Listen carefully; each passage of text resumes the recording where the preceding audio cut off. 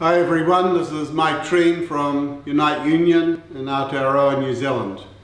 I'd like to extend greetings on behalf of our union to your conference to organise, as I see, fair hospitality to achieve a living wage for workers in this industry, to achieve proper breaks, to achieve the end of youth rates and so on. That is a necessary part of getting a decent standard of living and decent conditions of life for many young people. We started organising in this sector 10 or 12 years ago, and we have made significant progress that I want to comment on as part of this greetings to your conference, and try to encourage you that this is a task that is not impossible, it can be achieved, and we did so here in an environment that is not was not considered easy at the time. Most of these sectors, fast food, cinemas, call centres, security, had been de-unionised in the 1990s, and we were trying to re-unionise them. There had been a relative system of legal compulsion in terms of joining unions prior to the 1990s, and a voluntary union regime had been instituted then, which led to a collapse of unionism in many industries with high turnover. So we have complete voluntary unionism. We have sectors of industry which are have very high turnovers, around 2/3 in the fast food sector, for instance, where we have 4,000 members. And so we have to go out 24/7, knocking on doors, knocking on the workplace doors, visiting workers, recruiting them in order to build the base that we need, in order to get the collective agreements to make changes that were necessary in this industry. We secured collective agreements around 10 years ago in McDonald's, Burger King, Wendy's, and the Restaurant Brands Group, which covers KFC, Pizza Hut, Starbucks, and Carl's Jr. We went on to improve conditions by abolishing youth rates in the industry. We improved the security of hours, but we were never able to get rid of what was effectively a zero-hour regime in the industry, and we organised a major campaign picking up on the term that it was originally used over your part of the world, picking up on that term that this was the reality of life for workers, and organised a major campaign against zero-hour contracts in 2015. This year we're embedding that campaign. We succeeded in 2015 in getting guaranteed hours in the industry, in the collective agreements, and the law was changed to effectively outlaw zero-hour contracts. There was a period of transition, including with the collective agreements that we are renegotiating this year, and the legal implication of the ban on zero-hour contracts is securing additional guarantees for us and for our members.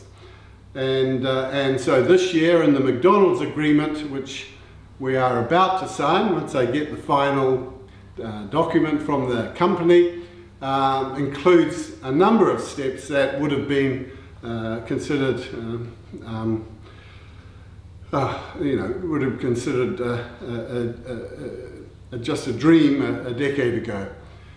We will have guaranteed hours every week, 100% guaranteed hours from week to week, and every worker will be able to have a discussion with the company on what hours they want, and the company will have to notify all staff of any plans to hire staff, so that shifts that are on offer can go to existing staff before they're picked up, before the company's got a right to hire new staff.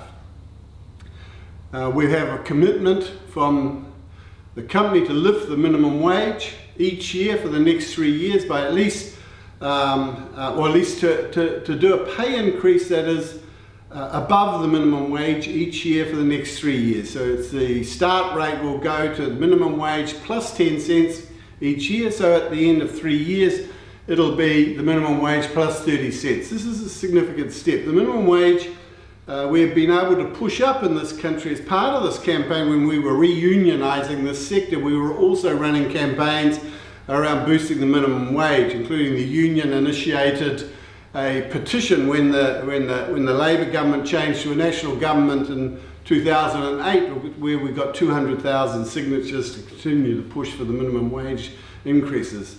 So the minimum wage in New Zealand is around 53–54% of the average wage, which is not too bad in terms of international standards, and we have no youth rates effectively in that minimum wage as well.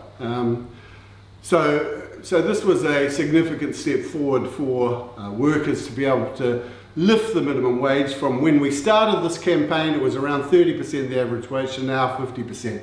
Even when the Tory government came in 2008, they have kept increasing the minimum wage each year, partly under the pressure of, as I said, of the petition campaign and other campaigns that we've been running.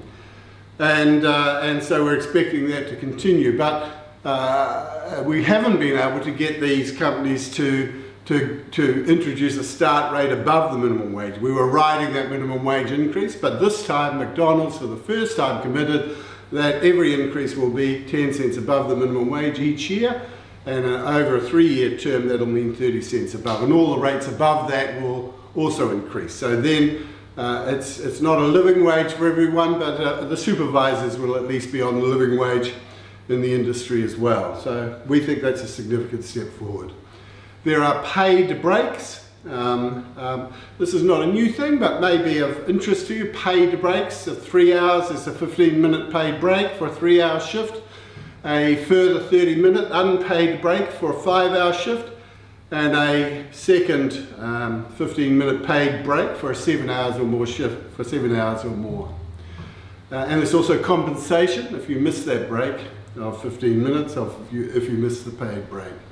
And the scheduling of the break should be in the 15-30-15 order, which has been a problem.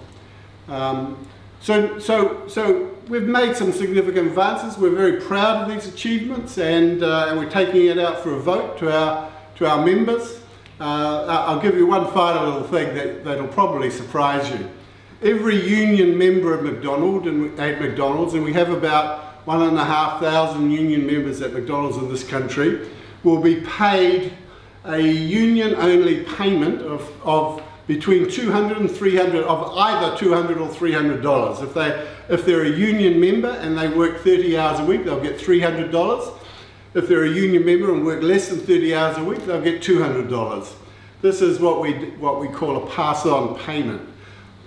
This is a payment by the company to union members in recognition of the fact that they will be applying this contract, which we negotiate, to the non-union staff. We expect that, and we don't figure we're going to be able to stop that, but because the union has won this with these guys, because the union has achieved these things, we needed this additional compensation for union members only, that